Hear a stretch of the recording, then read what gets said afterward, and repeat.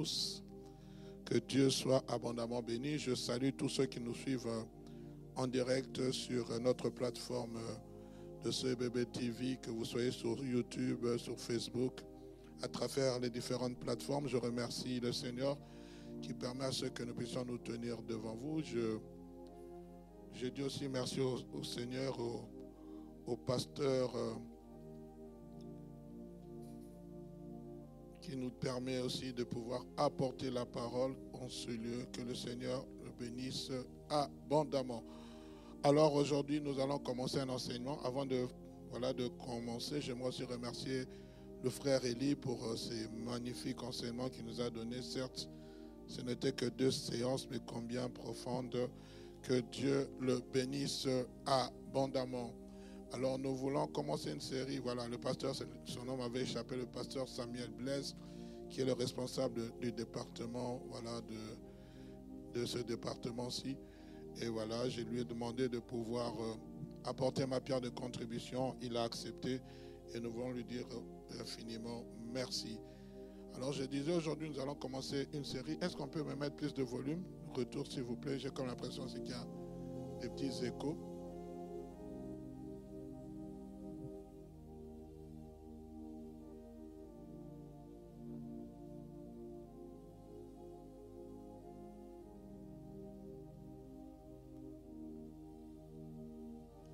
Amen. Voilà. Donc j'étais en train de dire, nous allons commencer une nouvelle série d'enseignements tout le mois d'avril.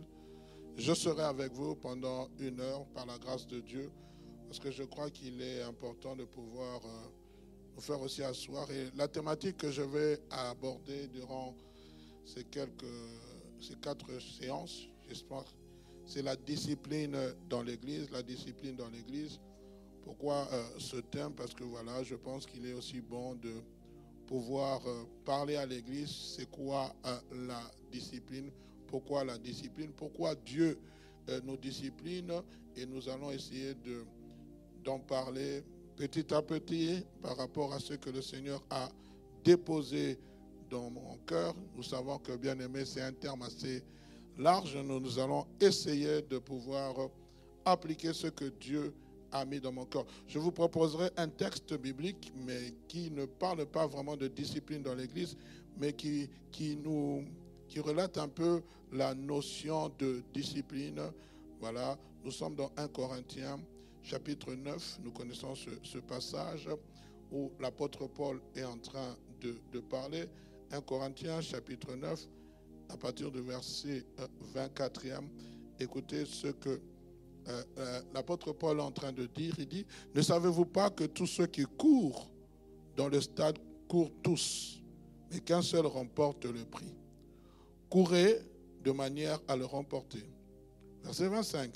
Tous ceux qui combattent s'imposent, voilà, j'aime beaucoup ça, s'imposent toute espèce d'abstinence. Ils le font pour obtenir une couronne corruptible, mais nous le faisons pour obtenir une couronne incorruptible.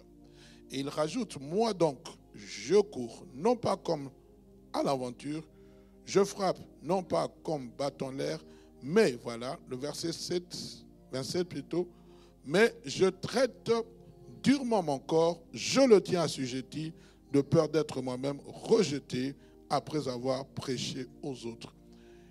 Ici, nous voyons l'apôtre Paul qui est en train de s'adresser à l'église de Corinthe. Il est en train de comparer la vie chrétienne à un coureur ou un sportif.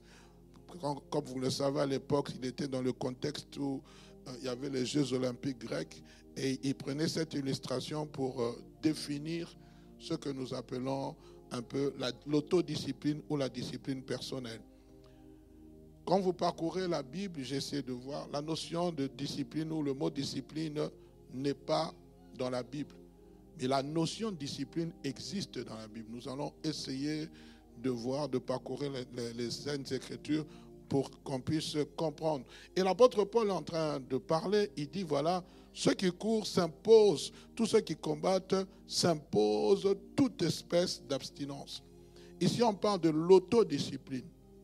Le cadre dans lequel nous allons parler, c'est la discipline, mais dans l'Église. Amen.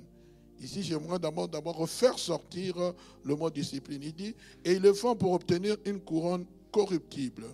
Mais nous le faisons pour une couronne incorruptible. Et il continue encore, il dit, voilà, il dit ceci, moi je traite durement il dit, moi donc je ne cours pas non comme à l'aventure, mais je frappe non pas comme battant l'air, mais je traite durement mon corps, je m'autodiscipline, je me discipline personnellement. Pourquoi?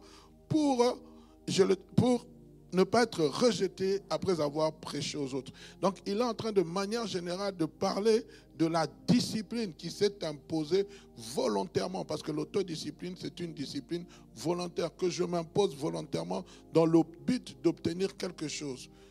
Je pense que quand la sœur Marie-Cécile avait eu à parler sur le discipolat, elle a eu à parler de ce passage-ci.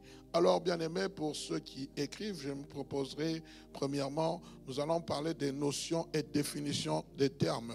Ici, nous avons deux termes, la discipline et église. Et nous allons essayer de parler de cela. Et ensuite, nous allons voir la discipline, l'évolution de la discipline à travers les âges. Ici, nous voulons dire que nous restons dans la thématique de l'église. Je ne vais pas sortir de l'église, nous allons rester dans l'église. Et après, nous allons voir les trois sortes de disciplines qu'il y a dans l'église. Et le Seigneur nous aidera à pouvoir continuer. Je vous donnerai donc tout le canevas. La prochaine fois, là, nous allons essayer de voir d'abord les trois premières étapes. Mais je pense que le Seigneur nous aidera à aller de l'avant. Alors, comme je le disais ici tantôt, lorsque nous employons ce mot vocal, discipline, qu'est-ce qui saute premièrement à nos yeux ou à notre esprit? Quand on parle de discipline, quelle est la pensée? J'aimerais vraiment que ça soit interactif. Des règles, l'ordre, la rigueur, la conduite, le respect. Merci, je répète. Donc on a parlé, vous avez dit quoi ma soeur? Règles, l'ordre, rigueur, le respect, la conduite. Donc voilà en grosso modo les mots qui reviennent dans le mot discipline. Mais il y a un mot que vous avez souvent oublié. Mais moi je me souviens à l'école quand on parlait préfet de discipline, on voyait quoi? L'autorité, mais on voyait aussi la sanction. Dans l'école où moi je venais, voilà, quand j'étais en Afrique, quand on parlait du préfet de discipline, on voyait l'autorité. Donc les gens avaient peur du préfet de discipline. Parce que qui dit le préfet de discipline dit qu'il y avait une sanction ou une punition. Et c'est souvent ça, la notion quand on parle de ça. Mais j'ai beaucoup aimé la façon dont vous avez défini la rigueur, l'ordre, ainsi de suite. Parce que je pense qu'il ne faudrait pas d'abord que nous allions à l'extrême. Quand on était élève, pourquoi on allait voir le préfet de discipline? C'était lorsqu'on avait violé le règlement, l'ordre, la conduite dont on nous avait imposé. Vous avez dit, je ne sais pas, vous devez venir à 7h30. Quand vous arrivez à 7h40, vous êtes en retard et vous allez voir le préfet de discipline. À l'époque, je sais qu'on venait en retard, je ne sais plus si on nous soustrayait quelques points, on vous mettait des avertissements. C'est quand vous allez voir le préfet de discipline. Mais tant que vous étiez en train de respecter l'ordre établi, le règlement établi, vous n'aviez pas le droit d'aller voir le préfet de discipline. Alors, comme je le disais tantôt, bien aimé, en lisant la parole de Dieu, vous conviendrez qu'avec moi, le mot discipline n'est pas. Et la question que je me pose, comment pouvons-nous parler quand celui-ci n'est pas mentionné dans la parole de Dieu? Où peut-on trouver le fondement biblique de ce mot? Et j'aimerais bien aimer, avant d'entrer dans le vif de mon sujet, nous allons essayer de définir le mot discipline. J'ai beaucoup aimé ce que vous avez dit. Nous allons le retenir. Mais j'aimerais donner deux définitions de la discipline par rapport à la pensée biblique qui nous anime. La première définition, la discipline, c'est un ensemble de règles de bonne conduite qui régissent une communauté, une société, dans le but de faire régner l'ordre, la rigueur. Je répète, la discipline est un ensemble de règles de bonne conduite qui régissent une communauté, une société, dans le but de faire régner l'ordre. Donc je comprends qu'on ne peut pas parler de discipline. Qui parle de discipline parle d'ordre. Amen. parle de rigueur. On ne peut pas parler de discipline sans ces choses. Amen. Et nous sommes dans Tite, chapitre 1er, verset 5. Écoutez ce que l'apôtre Paul dit à Tite. Nous lirons deux passages. D'abord Tite, chapitre 1er, verset 5. Et puis 1 Timothée, chapitre 3, verset 14 à 15. Je vais commencer par Tite, chapitre 1er, verset 5. Écoutez ce que l'apôtre Paul est en train de dire. Il dit, je t'ai laissé en Crète afin que tu mettes en ordre ce qui reste à régler et que selon mes instructions, tu établisses des anciens dans chaque ville. Je répète, je t'ai laissé en Crète afin que tu mettes en ordre ce qui reste à régler et que selon mes instructions, tu établisses des anciens dans chaque ville. Déjà, nous voyons ici, je t'ai laissé que tu mettes de l'ordre. Le mot discipline ne revient pas, mais vous-même, vous avez parlé de ces synonymes. Tu mets de l'ordre dans ce qui reste à régler. Et que selon mes instructions, tu puisses établir des anciens dans chaque ville. 1 Timothée chapitre 3, verset 14 à 15, écoutez ce qu'il est dit. Je t'écris ces choses avec l'espérance d'aller bientôt vers toi, mais afin que tu saches, si je tarde, comment il faut se conduire dans la maison de Dieu,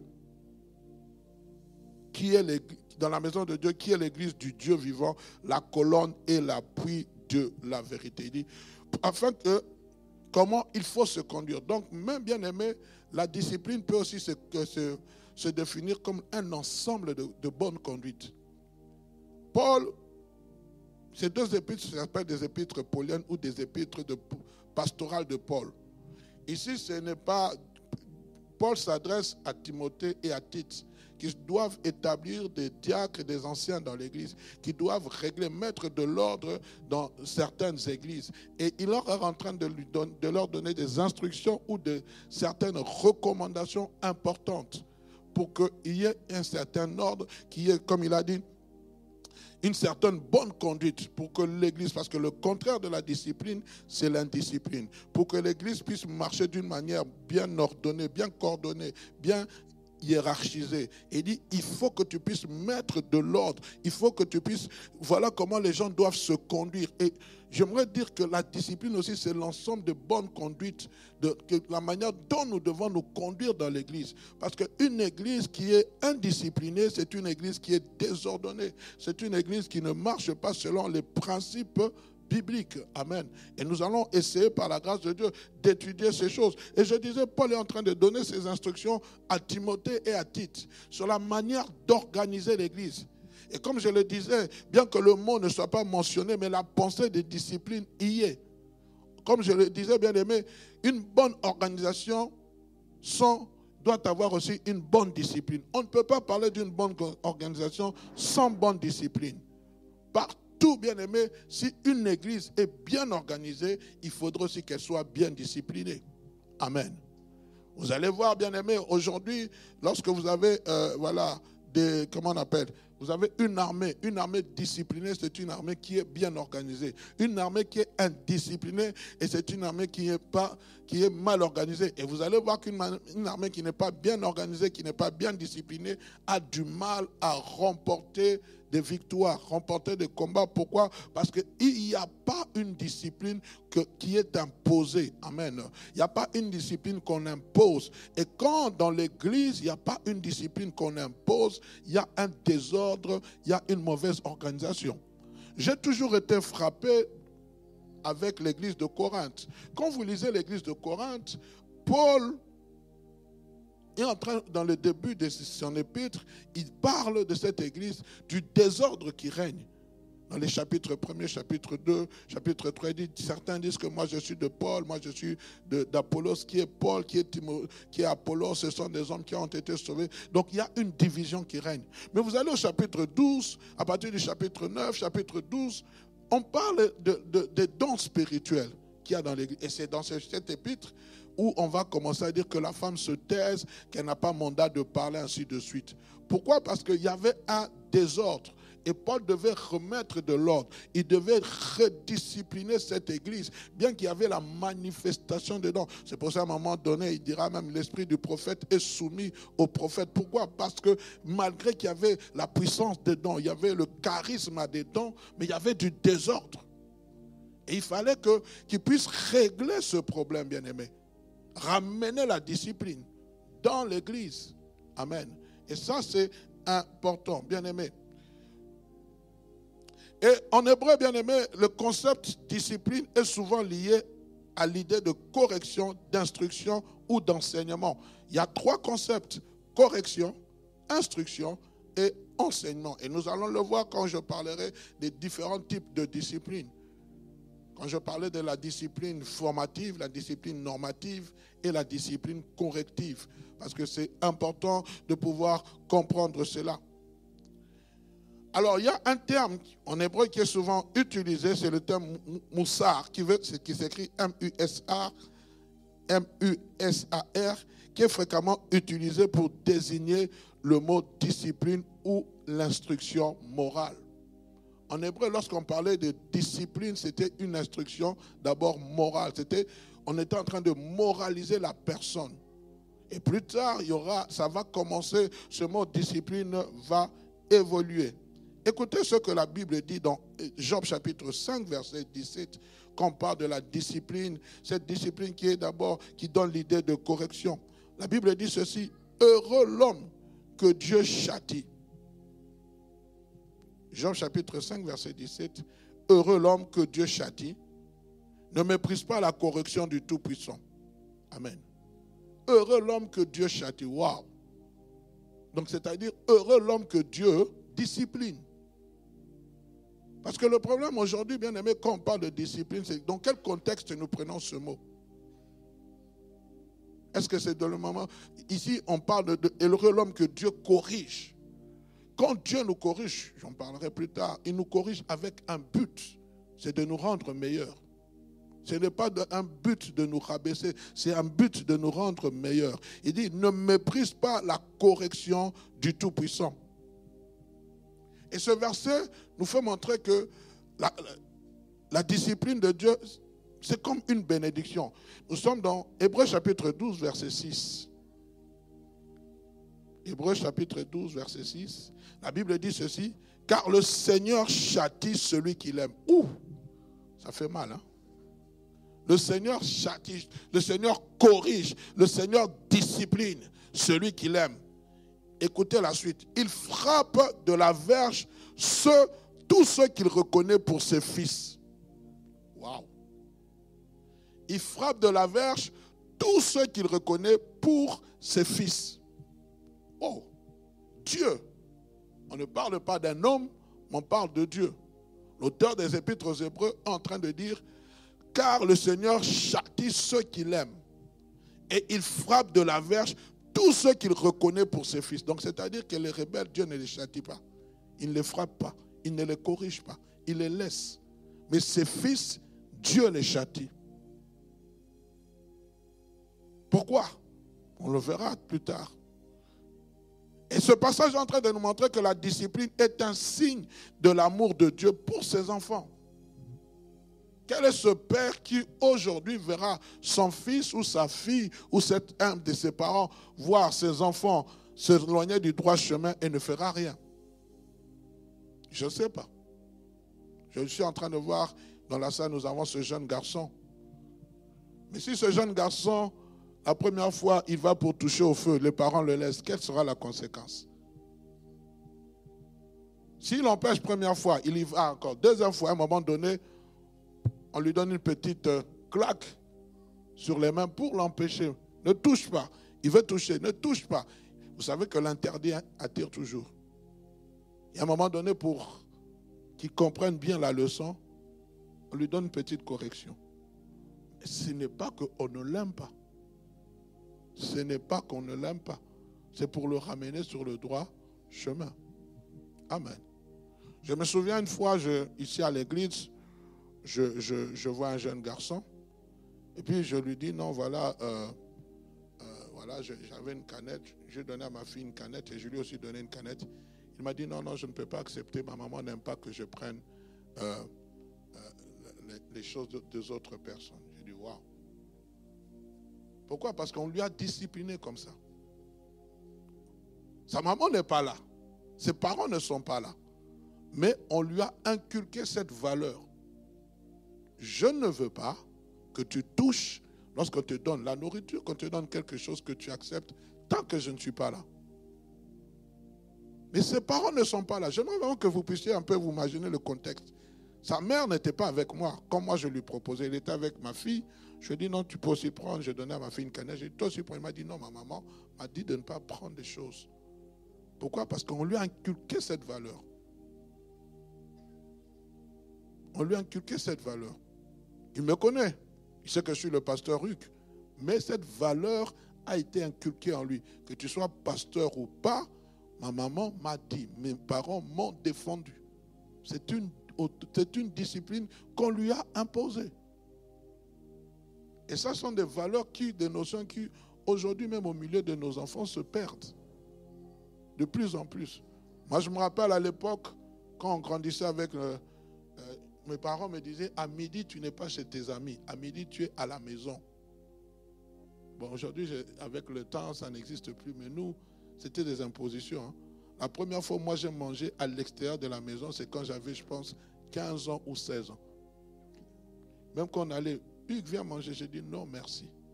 Pourquoi? Parce qu'on m'avait inculqué, tu ne manges pas chez les gens. Tu viens manger chez toi à la maison.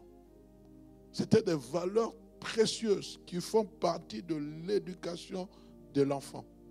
Amen. Alors, bien-aimés, est-ce que ça passe? Le mot discipline et disciple partagent une même racine étymologique commune en grec. Mais ils ont un sens différent, distinct. Ce n'est pas le même sens. Nous allons parler du disciple. Le mot disciple vient du grec mathetes, qui signifie élève ou apprenant.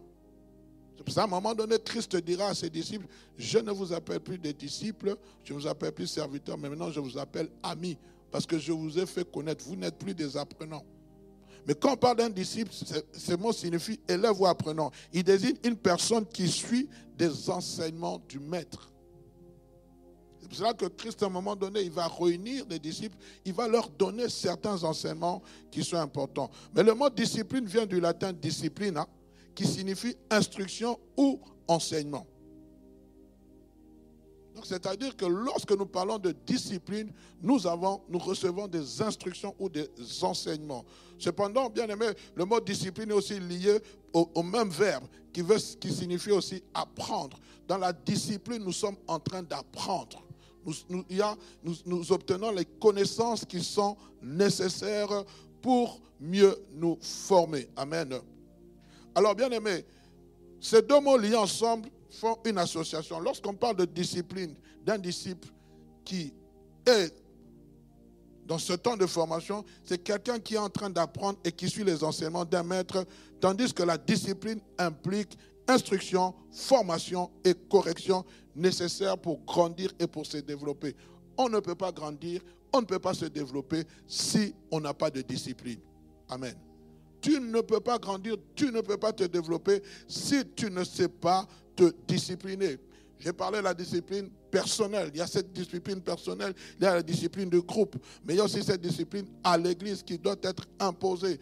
Pourquoi? Parce que le but de toute discipline, c'est d'amener l'ordre, mais aussi de nous faire grandir, de nous pousser à la maturité. Paul dit, lorsque j'étais enfant, j'agissais, je réfléchissais comme un enfant, j'agissais comme un enfant. Maintenant que je suis devenu adulte, j'ai fait disparaître tout ce qu'il y a d'enfant.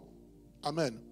Quand j'étais enfant, mon père me disait, Hugues, voici ce que tu dois faire, voici ce que tu ne peux pas faire. Mais lorsque je suis devenu adulte, je suis devenu responsable, mon père ne peut plus m'imposer. Pourquoi? Parce qu'il a eu son temps où il m'a fait apprendre, il m'a donné des instructions, il m'a corrigé. Et aujourd'hui, par la grâce de Dieu, je mets en application ce que mes parents m'ont donné. De temps en temps, quand j'ai le temps, je prends ma fille, mes enfants, je vais les déposer à l'école. Et je me souviens qu'il y a quelques années, quand j'avais le même âge, mes parents le faisaient. Mais sans le savoir, c'était une formation, une instruction qu'ils étaient en train de me donner. Quelquefois, je suis fatigué, je reviens un peu, j'ai envie de dormir, et ma fille vient me réveiller. Papa, il faut que tu ailles me déposer à l'école. Alors, je me souviens même des moments où c'était ma mère, mon père qui se réveillaient, qui tôt le matin, parce que là-bas, au pays, on commençait le cours, je pense, à 7h30. Donc, vers 6h30, bon, vous devez quitter la maison pour arriver plus tôt. C'était une discipline. Ils étaient en train de m'enseigner. Aujourd'hui, je fais la même chose avec mes enfants. C'est pour cela, bien aimé, la discipline, c'est quelque chose qui se transmet. C'est une valeur qui se transmet. Si nous ne savons pas transmettre cette discipline à nos enfants, nous risquons de perdre une valeur importante. La société d'aujourd'hui, le monde dans lequel nous sommes en train d'évoluer, aujourd'hui, permettez-moi de dire, on se plaint des violences des jeunes enfants. On voit les jeunes enfants qui aujourd'hui deviennent, laissés pour compte. Pourquoi? Parce que cette discipline, cette rigueur de l'époque n'existe plus. Aujourd'hui, vous avez un jeune enfant, lorsque vous gueulez sur lui, dit « Papa, je vais appeler la police ». On leur a donné des droits qui ne sont pas mauvais. À un moment donné, en réfléchissant, je pense que c'est aussi un abus parce que ça fait que nous, parents, nous devenons démissionnaires. Est-ce qu'on est ensemble? Amen. Un disciple, c'est quelqu'un qui apprend et qui suit les enseignements d'un maître. Et une discipline, comme je l'ai dit, implique l'instruction, la formation et la correction nécessaires pour grandir et pour se développer. Mais ici, nous sommes en train de parler de la discipline du chrétien. C'est quoi la discipline du chrétien? La discipline du chrétien comprend tout ce qui l'aide à devenir un bon disciple de Jésus-Christ. On ne peut pas devenir un bon élève de Jésus-Christ si on n'est pas discipliné. Amen. C'est pour cela même la thématique de cette année, faites-la soir, c'est d'abord se discipliner. Bien aimé, vous savez, quand une personne est assise, c'est une personne qui ne fait rien, qui est s'assied pour entendre, comprendre, qui ne bouge pas. J'en parle souvent dans mon ministère. J'ai connu 4 ans où j'étais assis, mais c'était 4 ans d'instruction, 4 ans de formation et 4 ans de correction. Souvent, lorsque nous ne savons pas nous discipliner à nous asseoir, ça pose un grand problème, c'est qu'on est dans l'agitation. Et nous avons parlé de Marthe et Marie. Nous avons vu Marie qui était assise au pied de Jésus-Christ et Marthe qui était en mouvement, qui bougeait. À un moment donné, en tant que chrétiens, nous devons nous discipliner à nous asseoir, à écouter, à comprendre ce que le Maître veut nous dire. Même dans la vie chrétienne, même seul à seul, nous devons avoir un temps de discipline où, Seigneur, j'aimerais que tu me parles. J'aimerais comprendre. Parce que, bien aimé, si nous ne sommes pas disciplinés, nous n'allons jamais grandir. Nous n'allons jamais atteindre la stature, la mesure de la stature que Christ attend de nous. Parce que nous sommes dans l'indiscipline. Nous n'allons pas grandir. On est ensemble. La discipline nous aide à mûrir, nous aide à grandir. La discipline nous aide à aller de l'avant. La discipline mûrit aussi notre pensée. J'aime beaucoup la Bible. La Bible, lorsqu'on parle de Christ, dans Luc chapitre 2, verset 52, la Bible dit que Jésus-Christ était en train de croître en sagesse, en stature. Amen. La Bible dit qu'il était en train de croître en sagesse, en stature, en grâce. Et il était agréable devant Dieu et devant les hommes. Mais lorsque vous allez comprendre, le pasteur David en avait parlé, mais là vous allez voir un moment dans la vie de Christ, à l'âge de 12 ans, Christ avait commencé à faire le ministère du Père. Mais lorsque vous lisez les passages qui suivent, et la Bible dit qu'il leur fit soumis. C'est-à-dire, à un moment donné, Christ s'est discipliné à être soumis à ses parents, entre guillemets, biologiques. Jusqu'à ce, lorsqu'il a atteint l'âge de 30 ans. La Bible dit que Christ commença son ministère lorsqu'il avait environ l'âge de 30 ans. Pourquoi l'âge de 30 ans? Lorsque vous allez dans les livres de Lévitique, les Lévitiques, disons, ceux qui servaient dans le sacerdoce, pour servir dans le sacerdoce, il fallait commencer à l'âge de 30 ans. Christ était en même temps roi et prêtre. C'est pour cela qu'il avait ce pouvoir de pouvoir faire le service du maître, de son père. Et à l'âge de 30 ans, c'est là qu'il a commencé son ministère. Bien-aimés, nous ne pouvons jamais grandir en sagesse, en stature, spirituellement si nous ne sommes pas disciplinés. Disciplinés dans notre vie quotidienne, de la prière, disciplinés dans la lecture, de la méditation de la parole, disciplinés en écoutant quelquefois les prédications d'autres personnes, disciplinés, bien-aimés, en faisant les choses auxquelles Dieu nous a appelés. Amen. Alors, bien aimé, nous pouvons comprendre par là que l'Église est une institution éducative et formative. Ici, nous sommes dans le cadre de l'Église. L'Église nous discipline pour 3 choses. Pour nous former, pour nous éduquer et pour nous corriger. Je le dis, frères et sœurs, je suis enfant de Dieu. Avant de devenir enfant de Dieu, j'étais rebelle. Je ne connaissais pas Christ. Lorsque je viens en Christ, Dieu aussi doit corriger certaines de mes erreurs. Écoutez ce que Éphésiens chapitre 4, verset 20 dit. Pour vous qui êtes entrés à l'école de Christ, je lis ça avec la version parole vivante, Éphésiens 4, 20. Ce n'est pas ainsi que vous avez appris à vous conduire. Dans sa parole, vous avez perçu sa voix à travers l'enseignement que vous avez reçu. C'est lui qui vous a instruit. Vous avez reconnu en lui la vérité incarnée et personnifiée. Il dit, vous avez appris à vous conduire. C'est-à-dire que même la parole de Dieu nous discipline, bien-aimés. Comment nous comporter, comment nous conduire, comment, bien-aimés, parler. L'Église, c'est une institution. On parlera de l'Église tantôt. Où nous sommes en train de nous former, où nous sommes en train d'apprendre, mais aussi nous sommes en train de corriger. Quand je viens en Christ, j'avais un langage brut. Mon langage change. Pourquoi? Parce que le Saint-Esprit est en train de travailler, il est en train de modeler ma personne. Il place en moi le caractère de Christ. Il met en moi le caractère de Christ. Nous sommes dans Galates chapitre 5, à partir du verset 22. Donc les fruits de l'Esprit, le Saint-Esprit. Mais cela ne vient pas en un seul moment.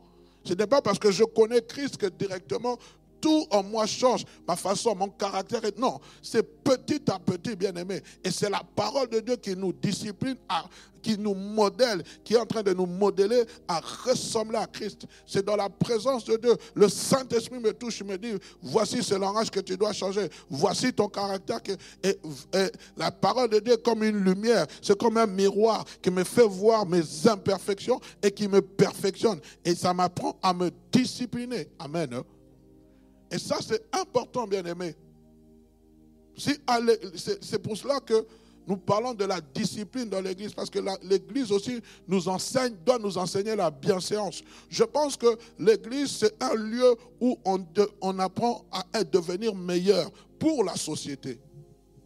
Si spirituellement nous sommes élevés, nous prions beaucoup, nous jeûnons beaucoup, c'est bien. Mais il faudrait aussi que nous ayons une qualité de vie pour que la société soit attirée. Parce que je ne crois pas simplement que c'est parce que tu pries beaucoup que les gens seront attirés. C'est parce que ta vie a changé. On peut prier beaucoup, mais le caractère ne change pas. On est ensemble. C'est pour cela que vous allez voir dans les épîtres, l'apôtre Paul amène certaines corrections importantes chez les chrétiens afin, bien aimés, de pouvoir jouer le rôle auquel nous sommes appelés. Et quand nous lisons ici, Paul est en train de faire allusion à l'enseignement de la parole qui fait de nous ses disciples, mais qui aussi nous discipline. La parole de Dieu nous discipline. Quand Jésus-Christ est notre modèle, nous revoyons la discipline que Jésus-Christ avait. On a parlé de la discipline comme étant la rigueur que Christ avait face à lui-même, mais face aussi aux disciples. Il était un modèle. Je n'ai pas vu quelque part où Christ a dit, vous devez prier comme moi. Les disciples ont vu la manière dont Christ priait. Il leur dit, Seigneur, apprends-nous à prier.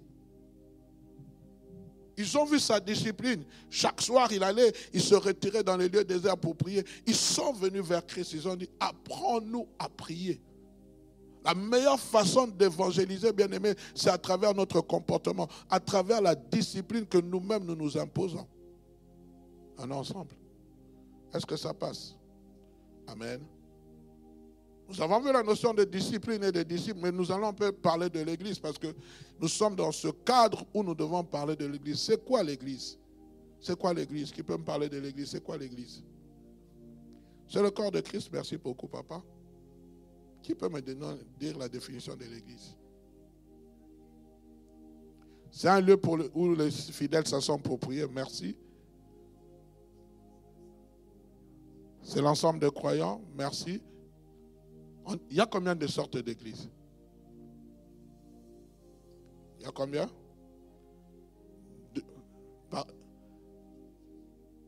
Deux. Église universelle et l'église locale. Voilà.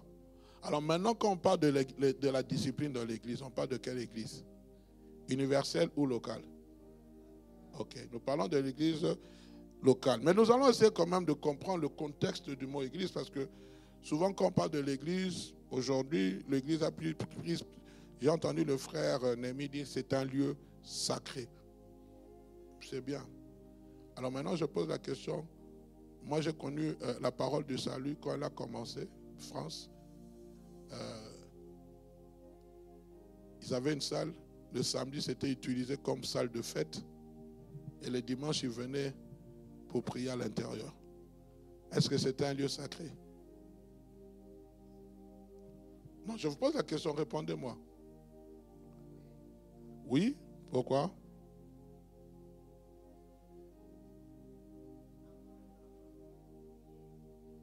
Ils étaient en train de consacrer l'endroit au Seigneur. Ok, amen. Alors, bien aimé, nous allons essayer de parler de ce mot église. Voilà. Le mot originel église veut dire ecclésia en grec, que nous utilisons généralement cela dans la Bible, mais nous voulons essayer de parler de ce mot ecclésia. En fait, d'abord, le mot ecclésia signifie un groupe ou une assemblée de personnes. Un groupe ou une assemblée de personnes. Donc, c'est-à-dire que ce mot a existé même avant que Christ ne puisse dire « Je bâtirai mon église ». Amen. C'est un mot qui existait déjà. Ce n'est pas un nouveau mot. Ce n'est pas Christ qui a créé ce mot. Amen. Mais nous allons voir maintenant la connotation du mot « ecclésia » selon la Bible. Donc, ce mot désignait l'assemblée un groupe ou une assemblée de personnes. Quand vous êtes dans Actes chapitre 19, versets 31 à 41, ici on parle d'une assemblée grecque. Écoutez ce qu'il est dit. Et si vous avez en vue d'autres objets, ils se régleront dans l'assemblée légale, c'est-à-dire dans l'ecclésia.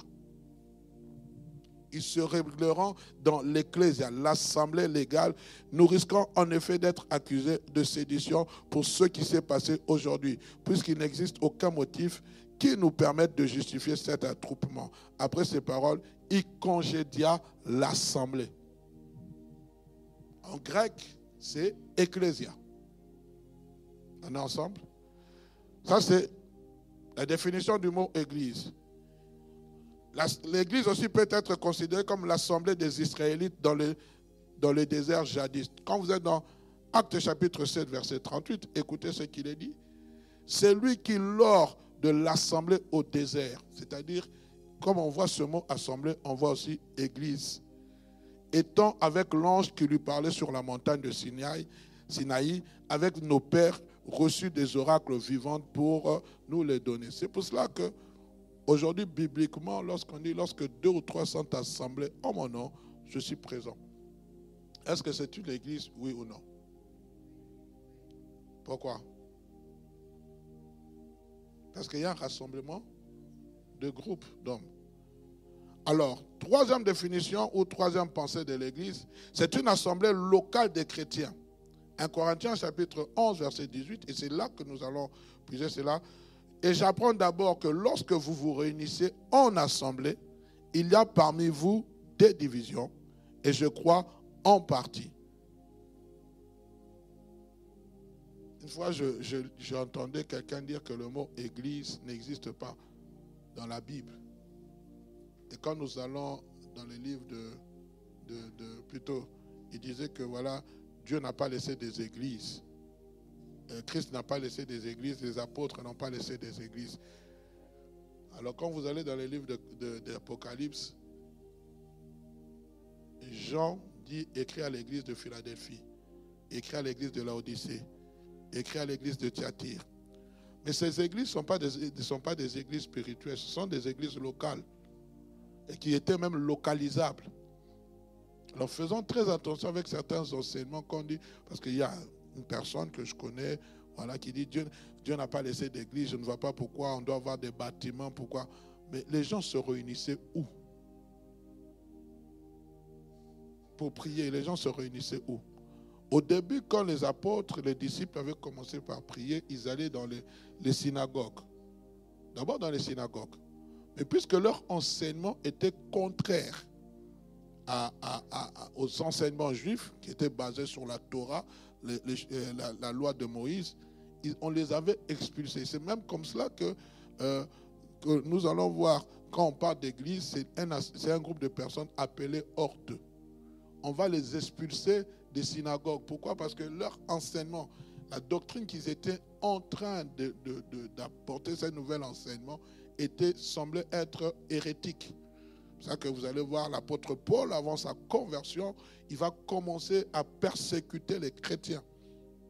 Parce qu'ils amenaient des faux enseignements chez les Juifs. Et pour leur faire arrêter ces faux enseignements, on était obligé de les persécuter. Et les chrétiens de l'époque étaient obligés de se cacher. Il faudrait lire aussi l'histoire de l'Église. Parce que l'Église, à part Paul, il y a aussi d'autres qui ont persécuté l'Église à travers les siècles. Et quand on parle aujourd'hui de cette fameuse Église universelle, on n'en parlera pas ici. Il faudrait comprendre comment cette Église, qu'on appelle l'Église mère, comment elle est née. C'est né à partir de certaines persécutions. Puis à un moment donné, on aura le temps d'en parler. Mais ça, si je dois donner cet enseignement, ça ne sera pas un enseignement qui devra être diffusé, parce qu'on devrait aussi parler des sectes pernicieuses. Est-ce que vous savez que nous, en tant qu'Église pentecôtiste, nous sommes appelés sectaires? Nous sommes des sectaires. En fait, le mot sectaire veut dire quoi? À moins que papa, en latin, sectaire, ça vient quoi? Secare. C'est-à-dire ce qui est... Non, ce sont ceux qui sont divisés, séparés. Des gens, voilà, nous sommes des sectaires. Pour certaines autres églises, le fait que nous parlons en langue, nous sommes des sectaires. Est-ce qu'on se comprend? Bon, on en parlera plus tard. Alors, quatrième pensée de l'Église, l'Église comme assemblée universelle, c'est-à-dire l'Église avec grand E. Là où Christ parle à Pierre dans Matthieu chapitre 16, verset 18, on dit « Et moi je dis que tu es Pierre, et sur cette pierre, il est quelle heure? Wow. Je bâtirai mon Église, et que les portes des séjours des morts ne prévaudront point contre elle. » C'est là maintenant que Christ est en train de révéler l'Église. Il dit « Je bâtirai ». Mais à l'époque, Christ ne parle pas grec. Hein. Ici, il parlait quelle langue? Christ parlait quelle langue? L'araméen. Mais le Nouveau Testament a été traduit en grec. Et le mot qu'on utilise ici quand Christ est en train de parler d'église, ils ont pris ce même terme, ecclésia. Il dit, je bâtirai mon église. Je bâtirai mon ecclésia. Et c'est là. Et dans la pensée même de Christ, quand il disait, je bâtirai mon église, c'est-à-dire, je bâtirai un groupe de personnes ou une assemblée de personnes appelées en dehors des ténèbres, pour vivre la lumière de Christ. En fait, c'est la pensée même. Quand Christ est en train de dire, je bâtirai mon église, dans la pensée, c'est-à-dire, je vais bâtir un groupe de personnes, de toute race, quand l'apôtre Pierre en parle, de toute race, de toute langue, de tout peuple, et ils seront en dehors du système de ce monde, du système de pensée de ce monde. C'est pour cela Christ pouvait dire, mon royaume n'est pas de ce monde. Ils auront la pensée de Dieu, ils auront la pensée divine, ils feront partie du royaume de Dieu. Amen. C'est pour cela la manière dont l'Église universelle doit fonctionner, l'épouse de Christ, elle est totalement différente de tout ce qui se passe dans ce monde.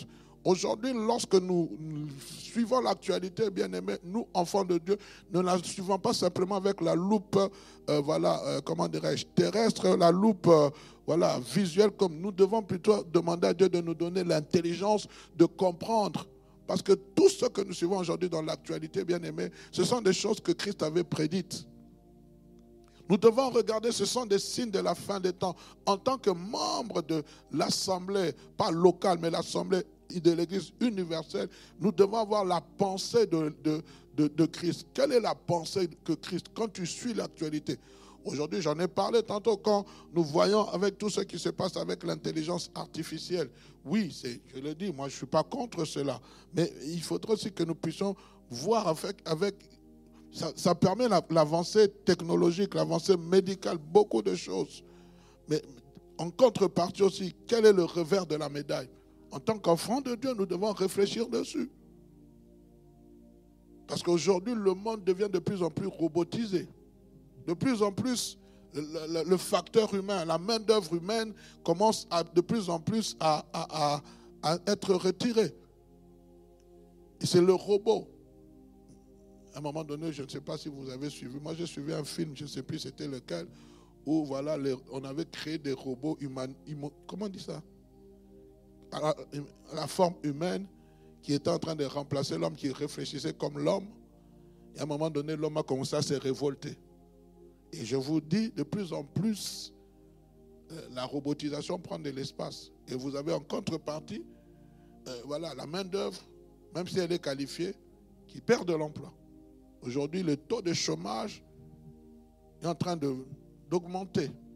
Ça va, que vous soyez dans les pays, partout dans le monde. Pourquoi? Parce que l'homme est devenu tellement avide de gains, de bénéfices, de productivité. Il va faire travailler ses machines 24 heures sur 24. L'homme lui demande de travailler 6 heures. On peut avoir mais moins de main-d'œuvre, moins de charges salariales, moins de masse salariale. On va investir 1 million. On sait que j'investis 1 million dans la robotisation. Ça peut me rapporter 10 fois plus que lorsque j'investis avec des êtres humains. Allez-y aujourd'hui dans les supermarchés. Il y a, comment on appelle, il y a des caisses. Comment on appelle ces caisses? Pardon? Self-scan. Où vous allez, voilà, vous venez avec votre nourriture, voilà, vos articles. Vous scannez, vous payez par carte bancaire parce qu'aujourd'hui aussi, de plus en plus, vous allez remarquer beaucoup de banques sont en train de fermer dernièrement, on nous a appelés ici parce que voilà, notre banque est en train de fermer. Ils sont en train de se délocaliser. Ils sont en train de réduire les agences de plus en plus. Et vous allez voir ces grands bâtiments de ces grandes banques on commence à les vendre, on commence à les transformer. Tout ça, bien aimé, ça doit nous ouvrir les yeux. D'ici 15-10 ans, nous peut-être nous ne serons plus là, mais nos enfants, ils vivront dans quel monde? Il faut prier. Mais ces choses, bien aimées, ce sont des signes de fin des temps. Et en tant qu'Église, nous devons nous discipliner lorsque nous voyons ces choses, que Dieu nous ouvre l'intelligence pour comprendre le temps dans lequel nous vivons. Amen. Que le Seigneur nous aide. Alors, bien aimé, nous allons aller rapidement. Alors, la définition du mot ecclésia, signifie donc littéralement un groupe appelé en dehors des ténèbres pour vivre, comme je l'ai dit, la lumière de Christ. Amen. En résumé, bien aimé, l'Église est la communauté des saints, de tous les chrétiens bâtis et dirigés par Jésus-Christ dans la nouvelle alliance. Et ici, nous allons parler particulièrement de l'Église locale. L'Église locale, de qui est composée l'Église locale? L'Église locale est composée de chrétiens nés de nouveau, baptisés, nés de nouveau. Pour devenir membre d'une Église locale, bien aimé, c'est ce que nous sommes en train de dire. Voilà, vous faites baptiser, vous témoignez Jésus-Christ comme Seigneur et Sauveur, vous faites baptiser. Il y a beaucoup de gens qui adhèrent comme ça. Et dans d'autres églises, même ici, on vous donne une carte de membre qui veut dire que vous êtes membre d'une église locale. Amen. Qui n'a pas encore reçu sa carte de membre? On va essayer de faire tout pour vous donner cette carte de membre parce qu'elle est importante. Qu'est-ce qui prouve que vous faites partie du centre évangélique là-bas de Bruxelles? Il faut avoir une carte de membre. Parce que c'est à travers cette carte de membre maintenant que vous pouvez connaître quelle est la discipline de l'Église. Quelle est la vision de l'Église. Certes, il y a des enseignements de l'école de la parole, mais à un moment donné, et quand on vous donne cette carte de membre, ça donne au pasteur un certain droit sur vous. Vous devez comprendre ces choses. Parce que c'est important. Moi, je me souviens au centre évangélique La Borne Kinshasa, quand on nous avait donné carte de membre, on avait dit, il y avait des choses, voilà, il y avait, on avait dit, voilà, en cas de, voilà, ce que le pasteur a autorité sur vous, ainsi de suite. Et vous signez sur cette carte de membre. C'est-à-dire que voilà, le pasteur a un droit sur vous.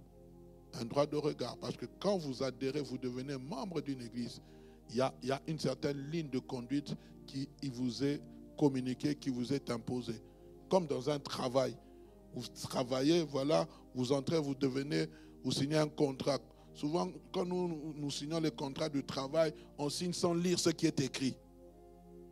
Et puis un jour, quand on vient te donner une lettre de blâme, tu dis, oh non, raciste. Et on va vous dire, mais monsieur, voilà ce qui dit l'article 5, alinéa 3. Article 5, alinéa 3, voilà ce que ça dit. Mais parce que vous n'avez pas lu, vous avez seulement signé. Ah, j'ai signé un CDI, gloire au Seigneur. On dit, après 3 jours d'absence non justifiée, vous recevez une sanction. Mais tu n'as pas lu ça, tu as signé. Tu as signé cela. Faites très attention, surtout bien aimé quand vous avez des contrats de je ne sais pas, d'abonnement. Il faut toujours lire les petites parties là. Souvent quand nous allons signer, non, monsieur, vous avez, voilà, vous prenez un iPhone 16, dernier cri. On vous dit de signer. Tu signes directement. Mais il y a toujours quelque chose. Prenons connaissance de ce qui est écrit. Amen. Alors je disais que l'église, bien aimé, ce n'est pas simplement le corps. L'église locale n'est pas seulement ce bâtiment, mais l'église locale, c'est ces chrétiens. Ce qui fait l'église, ce n'est pas le bâtiment. Ce qui fait l'église, c'est vous. C'est vous et moi. Ce n'est pas le bâtiment. Parce que demain, ce bâtiment, bon, aujourd'hui, ce bâtiment, nous l'avons acheté pour l'église. C'est-à-dire que demain, si nous devons le vendre, il faudrait que la personne qui l'achète fasse la même activité parce que nous sommes une asbel. C'est-à-dire qu'elle ait la même activité que la nôtre. Et nous prenons le cas dans notre cieux. Vous vendez ces bâtiments. Si la personne qui veut transformer ces bâtiments, je ne sais pas, en hôtel de luxe, il a le pouvoir de transformer. Aujourd'hui, nous voyons beaucoup des églises qu'on appelle des églises de locales, de la maison mère qui sont en train d'être, entre guillemets, désacralisées. On fait maintenant, pourquoi? Parce que de plus en plus, ils ont peu d'adhérents dans cette église. Ils ont construit de grands bâtisses. À l'époque, c'est vrai que l'État, il y avait la religion qui était une religion étatique. De plus en plus, beaucoup de pays deviennent des pays laïques. C'est-à-dire qu'on ne peut pas imposer une religion. Et beaucoup de gens aujourd'hui ne prient plus. Et ces églises, j'étais dernièrement dans une église, je pense qu'on était avec Maman Bibi. Je ne sais plus c'était où, il faisait très froid. Waouh, très très froid. Je me dis, mais à l'époque où il n'y avait pas de chauffage, ces gens faisaient comment? Ils faisaient et ce jour-là, il faisait déjà moins, je ne sais pas, dehors, moins 5 ou combien. On est entré dans le bâtiment, il faisait très, très froid. Alors, pour dire, bien aimé, que l'église, c'est nous. C'est-à-dire qu'aujourd'hui, si nous décidons, voilà, on va se réunir dans tel endroit, ça devient une église. Ce n'est pas le bâtiment. Mais aujourd'hui, dans le but d'une meilleure organisation, d'une meilleure discipline, il est bon d'avoir un lieu où les gens peuvent se réunir. Parce que si vous allez de lieu en lieu, il y a des gens qui ne vont pas vous suivre. Mais si vous avez un point de rencontre, un point de regroupement, les gens pourront venir facilement. Parce que vous allez voir, les églises qui aujourd'hui n'ont pas d'endroit fixe, elles peuvent rester un endroit, il y a une croissance numérique, mais à un moment si elles se déplacent, il y aura aussi ils vont aussi perdre des personnes parce que ce n'est pas tout le monde qui va aussi migrer avec vous. Amen. Alors, la Bible dit dans 1 Corinthiens chapitre 12, verset 27, vous êtes le corps de Christ et vous êtes ses membres, chacun pour sa part. Amen. Alors le point 2, nous allons aller rapidement, il nous reste 10 minutes, nous allons parler de la discipline à travers le temps. À travers le temps, donc la discipline biblique à travers le temps, parce qu'il faudrait que nous puissions comprendre, nous sommes dans le cadre de l'Église. Et comme je vous l'avais dit, bien que le mot discipline n'existe pas dans la Bible, mais vous allez voir, bien aimé, que la première discipline qui a été établie, c'était dans le jardin d'Éden. Quand vous êtes dans Genèse chapitre 2, versets 15 à 17, écoutez ce que Christ dit. L'Éternel Dieu prit l'homme et le plaça dans le jardin d'Éden pour le cultiver et pour le garder. L'Éternel Dieu donna cet ordre à l'homme. Tu pourras manger de tous les arbres du jardin, mais tu ne mangeras pas de l'arbre de la connaissance du bien et du mal, car le jour où tu en mangeras, tu mourras. Ok. La question maintenant que je pose, est-ce que cet arbre, c'est dans cet arbre qu'il y avait réellement la connaissance du bien et du mal?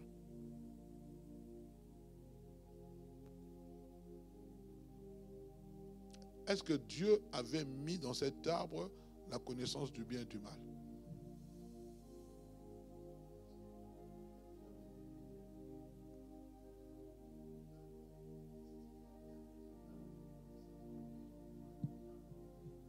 Ok. Et quand vous allez maintenant dans le livre des Proverbes, qu'est-ce qu'il est dit? La crainte de l'Éternel, c'est quoi? C'est le commencement de la sagesse. Au fait, la connaissance du bien et du mal n'était pas dans l'arbre. Dieu voulait simplement discipliner l'homme. Il n'y avait pas. Ce n'était pas dans l'arbre. Parce que la Bible dit quand ils ont mangé de ces fruits, leurs yeux s'ouvrirent. Au fait, c'était quoi? Le problème, c'est que Dieu voulait, il avait donné, c'était l'obéissance, c'est tout. La crainte de l'Éternel, tu dois respecter ce que je t'ai dit. Tu dois respecter ma parole. Tant que tu te disciplines à ne pas toucher cet arbre, je serai avec toi. Vous comprenez? Il dit, tu peux manger de tous les autres arbres, mais pas excepté de cet arbre. En fait, même par définition, le mot péché, c'est quoi? Le mot péché, c'est kappa. Kappa veut dire quoi? C'est manquer le but. L'homme a manqué le but pour lequel il a été créé. C'est pour cela que la Bible dit, par la désobéissance d'un seul homme, tous ont péché. À cause de la désobéissance. Je prends le cas, je dis à ma fille, voilà, tu ne touches pas à cette chose. Si tu ne touches pas à cette chose, voilà ce que je ferai de toi. Ma fille touche. Qu'est-ce qui se passe? Elle est punie. En fait, le fait que l'homme ne s'est pas discipliné, il est tombé sous la loi de la punition.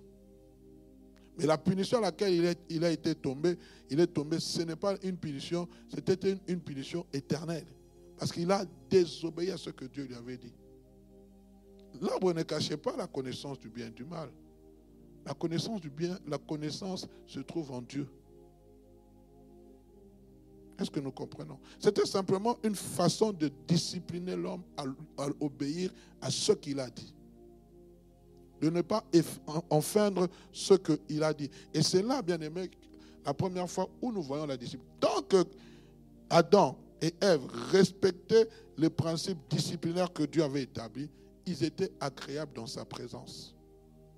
Ils étaient environnés de la gloire de Dieu. La Bible dit quand ils ont mangé de cet arbre, la Bible dit que leurs yeux s'ouvrirent et ils connurent qu'ils étaient nus. Pourquoi? Parce que leur nudité était couverte par la gloire de Dieu. La gloire de Dieu cachait leur nudité. Et quand leurs yeux se sont ouverts, c'est-à-dire qu'ils ont désobéi à ce que Dieu leur a dit. Ils sont tombés sous l'emprise de la malédiction. Et à partir de ce moment-là, Dieu n'avait plus, puisqu'ils avaient été rejetés. On voit, c'est vrai qu'au travers des temps, on parle d'Enoch, on parle de certaines personnes. Mais à partir de Genèse, maintenant, chapitre 12, c'est là que nous voyons maintenant Dieu commencer maintenant à choisir un peuple qui sera issu de qui? D'Abraham. Abraham va enfanter. Le fils d'Abraham va s'appeler comment? Isaac. Isaac va enfanter qui? Il va enfanter Jacob. Et Ésaïe. Ésaïe, on ne parle plus de lui, mais la lignée de Jacob. Jacob aura combien de fils? Jacob a eu 12 fils. Il en a eu combien? 11. Dans la lignée de Jacob, il en a eu 11. Maintenant, on va prendre le fils de Joseph, Ephraïm et Manassé, qui vont entrer parce que Jacob va dire à Joseph, tes fils maintenant m'appartiennent.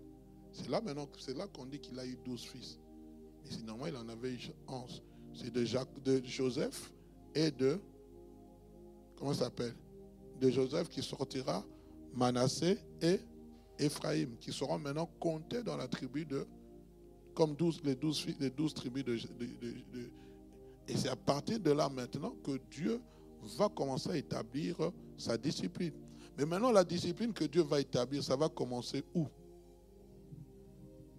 Ça va commencer lorsque Dieu va prendre Israël, va les faire sortir d'Égypte. Ils vont arriver, à un moment donné, Dieu va les amener dans le désert. Ils vont s'arrêter à la montagne d'Horeb. Et c'est là que Dieu va commencer à parler de la discipline qu'il va imposer au peuple. Nous sommes dans, j'aimerais lire avec vous Exode.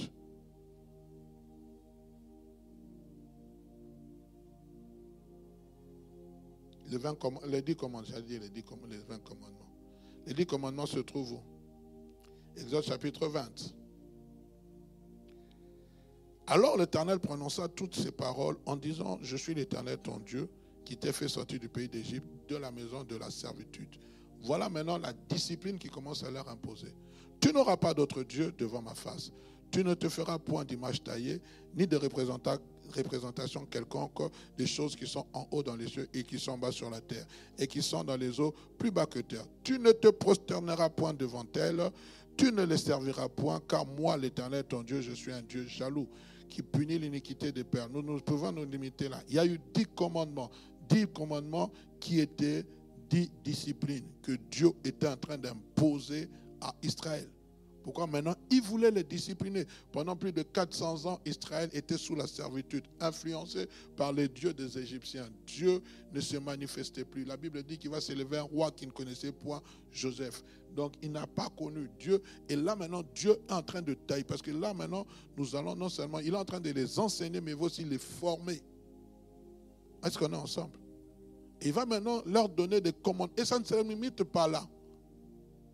Nous sommes en train de parler de la discipline à travers le temps biblique. Ça ne se limite pas là. Quand vous allez maintenant dans les livres de Lévitique, nous n'aurons pas le temps de tout lire, vous allez voir dans les livres de Lévitique, on parle de certaines lois. Loi relative à ceci, loi relative à cela, loi relative. Pourquoi? Parce que Christ, Dieu plutôt, voulait discipliner son peuple.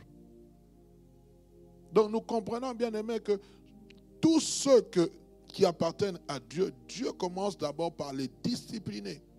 On ne peut pas devenir chrétien sans discipline. Pas la discipline d'un homme, mais la discipline que Dieu nous impose. Et la discipline, où est-ce que nous trouvons cette discipline? À travers les Saintes Écritures. Que dit la parole de Dieu? La Bible, c'est un livre de discipline. Dieu nous discipline à travers les Saintes Écritures. Quand il vous donne, il est en train de... Et puis vous allez voir, quand il va parler, il ira, vous allez dans les livres de Deutéronome, il dit, voici, j'ai mis devant toi la vie et la mort. Voici, voilà, si tu suis la vie, voici ce qui arrivera. C'est-à-dire, si tu sais te discipliner, il y a des conséquences. Mais quand tu ne respectes pas ce que moi je t'impose comme discipline, voici les conséquences qui arrivent. Donc je comprends bien aimé que dans la discipline, il y a la discipline où Dieu est en train de nous forger, mais il y a aussi une discipline où Dieu est en train de nous punir. Pourquoi? Parce que tu es en train de violer, nous sommes en train de violer ce qu'il nous a imposé comme loi disciplinaire. Je ne sais pas si on se comprend. Et vous savez que dans l'ancienne alliance, lorsque vous violez seulement un commandement, tous les autres commandements aussi étaient violés. Donc tous les deux autres commandements tombaient à l'eau. C'est pour cela que la Bible dit que Moïse est venu avec la loi, mais Christ est venu avec la grâce. Christ n'est pas venu abolir la loi, Christ est venu l'accomplir. Il est venu la compléter. J'en parlerai la semaine prochaine. Pour nous faire comprendre, il a dit, vous avez appris, on vous a dit, mais moi je vous dis, aimez vos ennemis et priez pour ceux qui vous maltraitent. C'est un commandement nouveau. L'apôtre Jean en parle. Aimez-vous les uns les autres. Parce que la loi de Dieu, elle était très dure. Bien qu'il y avait l'amour, mais elle était tellement dure pour la mettre en application. Christ a amené la grâce, l'amour dans la grâce. C'est pour cela que lorsque on voit cette femme qui est surprise en flagrant délit d'adultère, il dit, que dit la loi de Moïse? Que dit la loi de Moïse? Et la loi de Moïse disait, une telle personne doit être lapidée.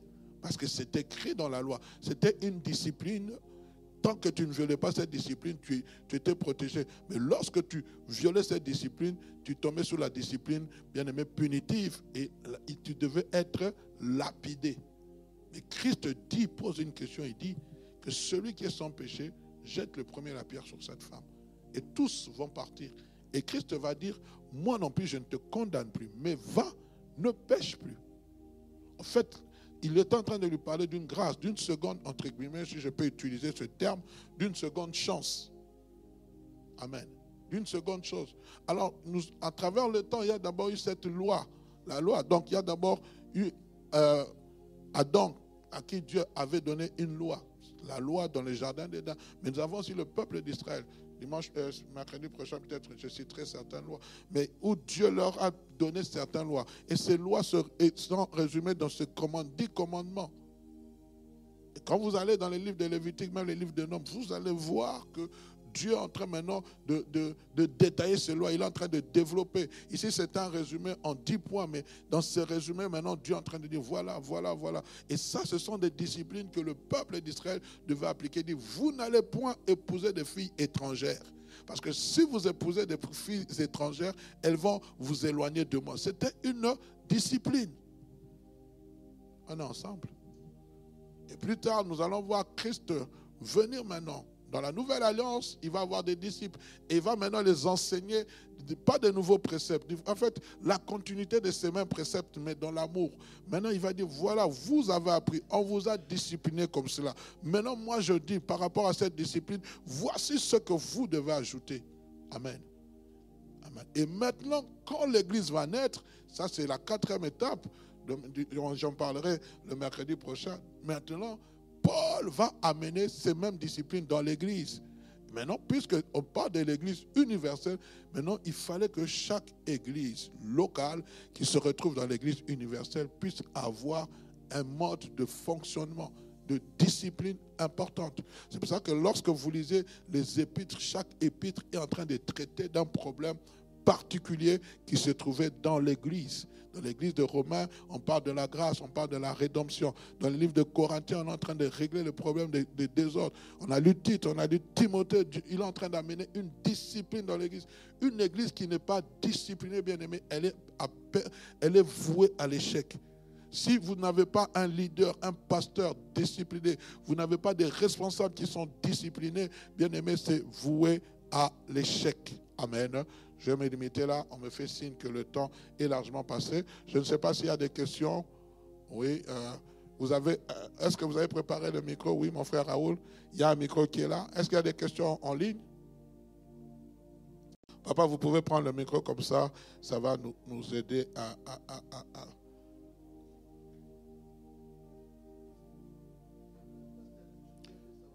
Le micro est ouvert, Papa Raoul. Il faut bouger le bouton. Faites-le monter. Aidez-le, s'il vous plaît. Allô? Oui. Je voudrais un peu savoir, est-ce qu'il y a la différence entre discipline, enseignement et connaissance? Nous avons donné, peut-être vous êtes venu en retard, nous avons parlé de la définition de ce mot discipline. En fait, dans la discipline, nous retrouvons aussi l'enseignement et la connaissance. Parce qu'on a parlé de ce mot disciple. Un disciple, c'est quelqu'un qui suit l'enseignement du maître. Et pour qu'il suive l'enseignement du maître, c'est une discipline. Et dans la discipline, nous enseignons et nous amenons aussi la connaissance. Ça va? Merci. C'est gentil de votre part. Il n'y a pas d'autres questions? En ligne, il n'y a pas de questions?